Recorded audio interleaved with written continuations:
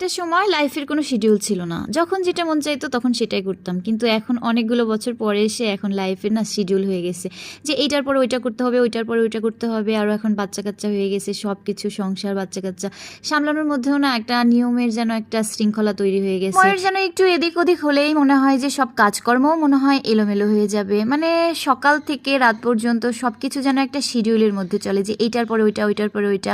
যাই হোক, hello everyone, আসসালামু আলাইকুম। কেমন আছেন সবাই? আশা করছি যে যেখান থেকে ভিডিওটি দেখছেন সবাই ভালো আছেন। আলহামদুলিল্লাহ, আমার ছেলেটা এখন হাত দিয়ে খাওয়া শিখে গেছে, হয়তো আমার একটা কাজ কমলো।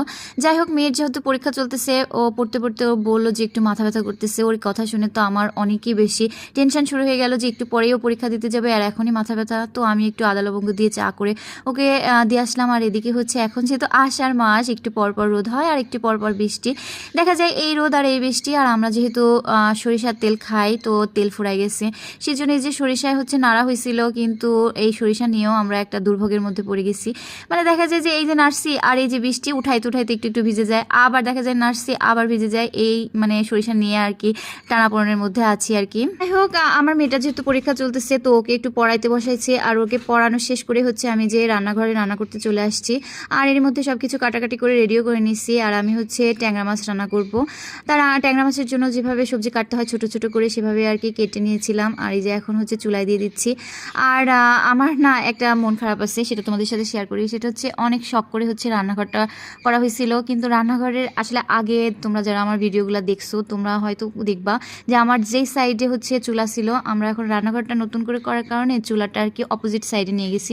আমি হয়তো ভাবছিলাম যে এখানে চুলাটা করলে হয়তো আমার ভিডিও ক্লিপ নিতে সুবিধা হবে, এখানে হয়তো পর্যাপ্ত আলো পাবো, কিন্তু না, আমার এটা নিয়ে খুবই মন খারাপ হয়ে গেছে। আমার চুলাটা এখন যেখানে আর কি করা হয়েছে, আর এটা যেহেতু একেবারে ঢালাই দিয়ে করা হয়েছে, এটা তো আর ভাঙা সম্ভব না। কিন্তু এখন আমার ভিডিও করতে গেলে অনেক বেশি মন খারাপ হয়ে যায়, কারণ এখানে না পর্যাপ্ত আলো পায় না, যেটা আসলে আমি আগে বুঝতে পারি নাই। যদি আগে বুঝতে পারতাম তাহলে এই সাইডে কখনোই চুলা উঠাইতাম না। যাই হোক, যেহেতু আর কি সময় হয়ে গেছে যে আমার মেয়ে এখন পরীক্ষা দিতে চলে যাচ্ছে, আমি গেটের পাশে দাঁড়ায় দেখতেছিলাম, মানে বিদায় দিচ্ছিলাম।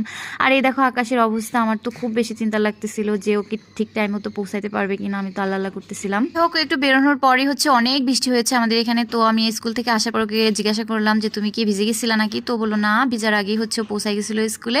আলহামদুলিল্লাহ। যাই হোক, তোমাদের ভাইয়া আবার দুপুর টাইমে অনেকগুলো আম নিয়ে আসছে, আর আমরা যেহেতু এতদিন বাড়ির আমি খাইছি, এটা হচ্ছে ফার্স্ট আমাদের আম কেনা। তো তোমাদের ভাইয়া বললো যে যার কাছ থেকে নাকি কিনে আনছে সে একদম গাছ থেকে পেরিয়ে দিচ্ছে। তো ঘটনা সত্যি একদম গাছ থেকে পেরিয়ে দিচ্ছে, আমার হাতে একদম কষ লেগে গেছিলো। আর এটা যে আজকের ছেঁড়া এটা আসলে দেখেই বোঝা যাচ্ছিল। তো তোমাদের ভাইয়া হচ্ছে আমগুলো দিয়ে আমাকে বললো নাও, এগুলো সব কাঁচা, এখান থেকে বাসবার খাবা, মানে একটা একটা করে দেখে দেখে খাবা, মানে যেহেতু কাঁচা ছিল, যেগুলো পাকবে সেগুলো খাবা।